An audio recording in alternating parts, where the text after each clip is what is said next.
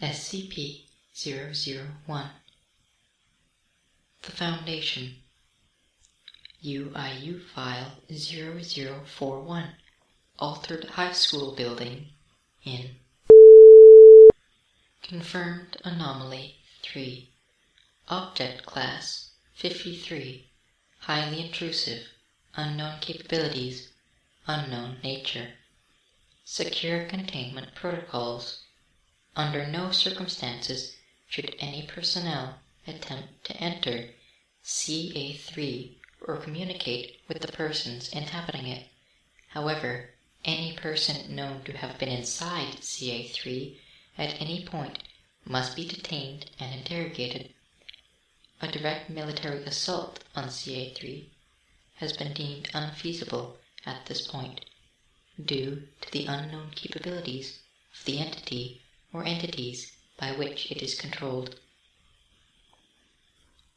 Note: this is a summary and it does not contain all information relevant to CA3. For detailed information regarding CA3, see UIU Files 0042 through 0218. Director. Known information. The Unusual Incidents Unit was alerted to CA3's existence on September 5, 1954, when students attending high school reported that the interior of the building was vastly different than it had been at any point in the past.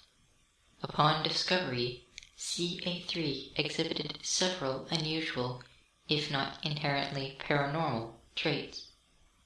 Nearly all walls in the facility had been replaced with steel-reinforced concrete, although several rooms were constructed of other materials for no readily apparent reason. All exterior walls had been covered from the inside. All student desks, personal effects, textbooks, and other materials expected of a public high school were completely absent. Lockers were still present, albeit significantly smaller and constructed of stainless steel. The arrangement, location, and size of rooms and facilities did not match blueprints for the school. Often, rooms would exhibit seemingly random modifications, although the number of changed rooms is currently unknown.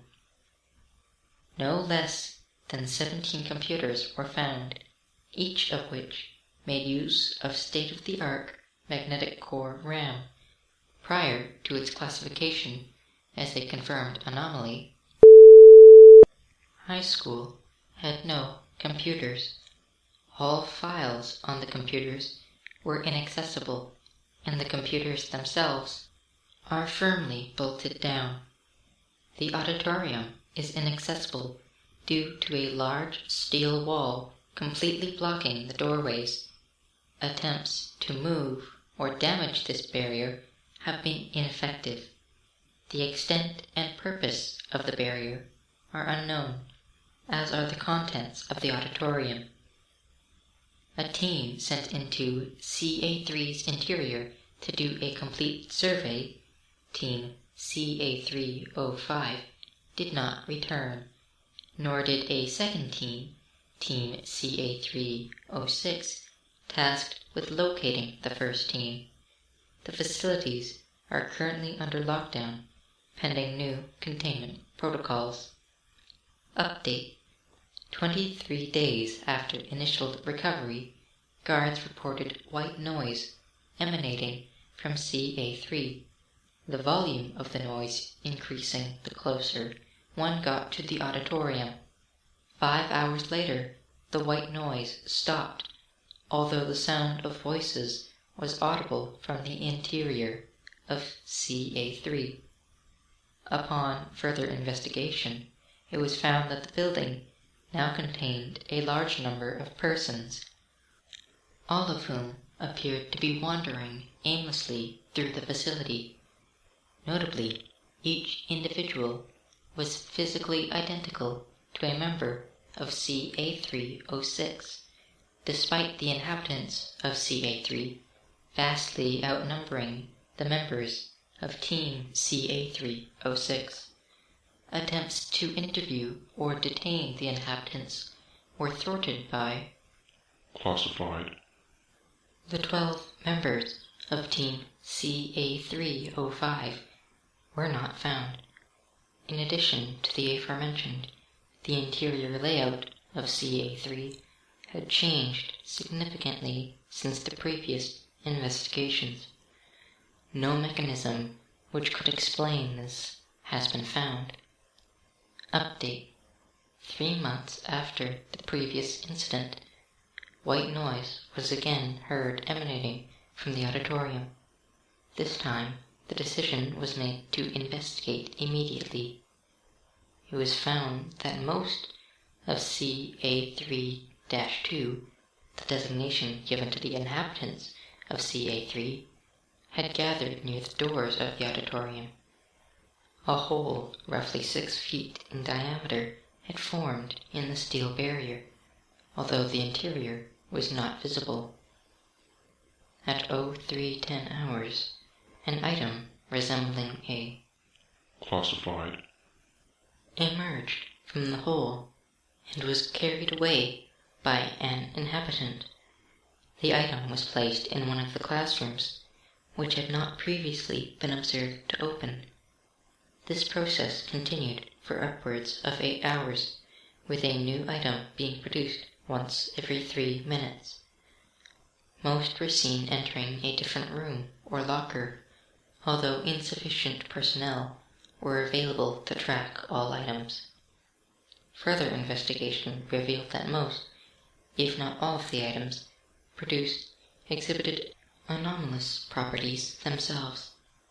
A significant portion of CA-3-2 are involved in either guarding the items produced, collectively CA-3-3, or performing various tests on them.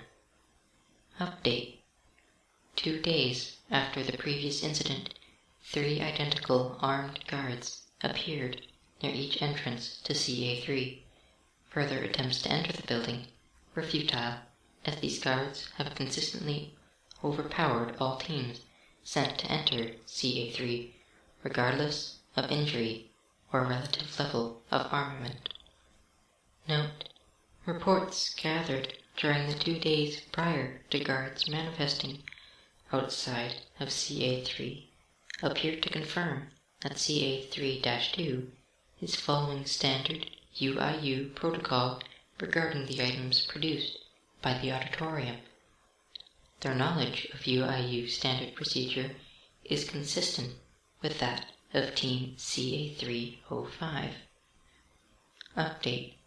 During the UIU's tracking of CA-6, 2 men identical to Agent Dixon, a member of CA-306, emerged from a parked car and forcibly detained CA-6, dragging him into the car and driving away.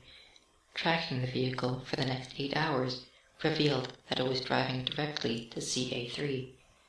Upon arrival, the vehicle drove directly through the front doors, which the guards had opened shortly before their arrival.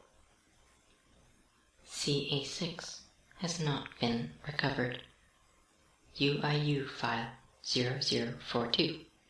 Message received from CA-3. On May 15th, 1965, the following message was transmitted in Morse code from CA-3 on standard UIU communication frequencies.